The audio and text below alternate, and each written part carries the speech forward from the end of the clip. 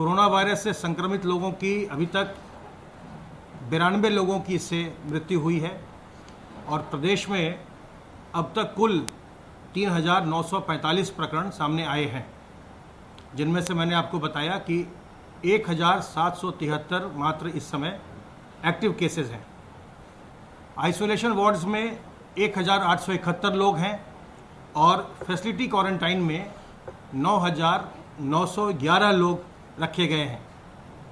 जो लोग अभी तक संक्रमित हुए हैं उनमें से 74.6% पुरुष हैं और 25.4% महिलाएं हैं। प्रदेश में 4,878 सैंपल्स की टेस्टिंग की गई,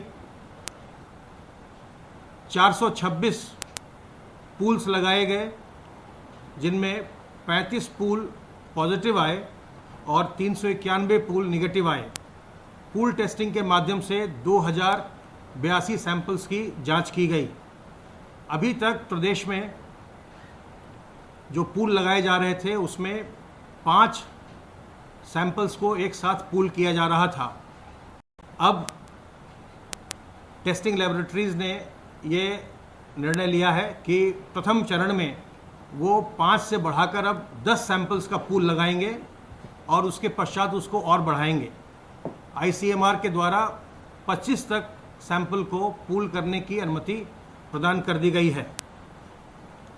हमारी जो सर्वेलेंस की टीम्स लगातार कार्य करती हैं, उनके द्वारा 75,006 टीमों ने अभी तक काम किया है, हॉटस्पॉट के एरिया में और उसके अलावे भी दूसरे इलाकों में। उनमें 61,92,280 घरों का सर्वेक्षण किया गया।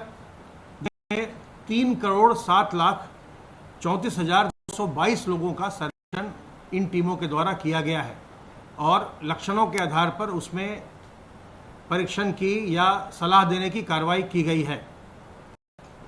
जो प्रवासी कामगार निरंतर प्रदेश में आ रहे हैं, उनका आप जानते हैं कि थर्मल स्क्रीनिंग के बाद जो लक्षण रहित होते हैं उनको 21 दिन के होम क्वारंटाइन में भेजा जाता है और उनके लिए एक ग्राम निगरानी समिति और मोहल्ला निगरानी समिति बनाई गई है ताकि उनका होम क्वारंटाइन बिल्कुल कड़ाई के साथ सुनिश्चित किया जा सके। इन निगरानी समितियों की इस समय बहुत बड़ी भूमिका है, क्योंकि जो प्रवासी हमारे प्रदेश में आ रहे हैं उनमें से कई जनपदों में इन्फेक्शन के प्रकरण भी सामने आ रहे हैं। ये चाहिए जो भी प्रवासी कामगार हैं वो यदि होम क्वारंटाइन में भेजे गए हैं तो इसका पालन वो कड़ाई से करें और अपने घर में भी अपने बुजुर्गों से, जिन लोगों को पहले से कोई बीमारी हो उनसे अथवा गर्भवती महिलाओं से वो दूरी बनाए रखें ताकि उनमें किसी प्रकार का संक्रमण न जाने पाए।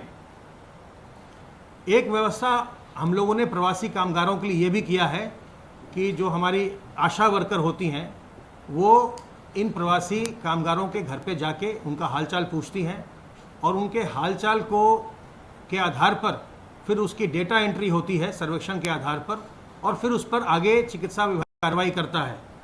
अब तक आशा वर्कर्स के द्वारा 2,62,638 प्रवासी कामगारों का सर्वेक्षण किया जा चुका है, जिसमें से 305 लोग किसी न किसी लक्षण वाले मिले हैं, जिनमें कि कोई सर्दी खांसी जुकाम या सांस लेने में तकलीफ आदि, और इन सबों का सैंपल लेकर के इनका परीक्षण करवाया जा रहा है। यह कार्य निरंतर चल रहा है। जो हमारे निजी चिकित्सकों ने और जो निजी नर्सिंग होम हैं, अस्पताल हैं, उन्होंने माननीय मुख्यमंत्री जी से अनुरोध किया था कि उनके नर्सिंग होम के रजिस्ट्रेशन को, क्योंकि इस संक्रमण के काल में उनके द्वारा फॉर्म इत्यादि भरने के और कार्रवाई सब संभव नहीं हो पा रही है, उसे 6 महीने के लिए बढ़ा दिया जाए। उसके आदेश जारी कर दिए गए हैं। पहले भी उनका जो नर्सिंग होम का रजिस्ट्रेशन था वो 30 जून तक बढ़ा दिया गया था।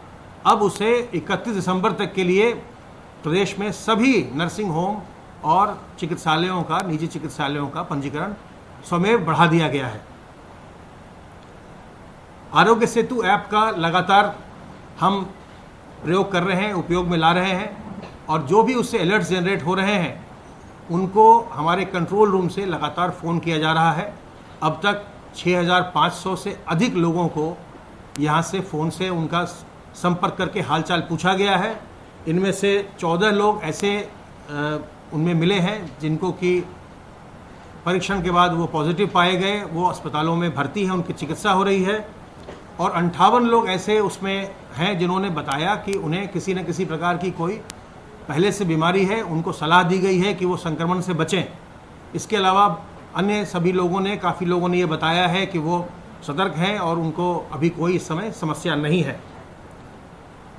आपके माध्यम से एक बार फिर से मैं ये दोहराना चाहता हूँ कि इस संक्रमण का वर्तमान में कोई वैक्सीन अथवा कोई दवा नहीं है। इससे हम सतर्क रह के अपना बचाव कर सकते हैं और वही सबसे सशक्त माध्यम है।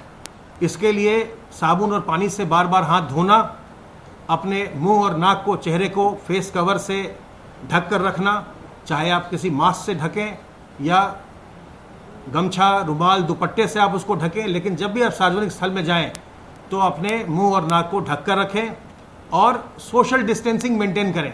कहीं भी आप सार्वजनिक जगह में हों तो लोगों से 2 गज की दूरी मेंटेन करें, जिससे कि आपको कोई संक्रमण ना होने पाए। अगर आप अपने चेहरे को ढकेंगे तो यदि आप संक्रमित हैं दूसरों को संक्रमण नहीं देंगे, और अगर आप संक्रमित नहीं हैं तो आप दूसरों से संक्रमण नहीं पाएंगे। इसलिए मुंह और नाक को ढकना बहुत ही ज़रूरी है।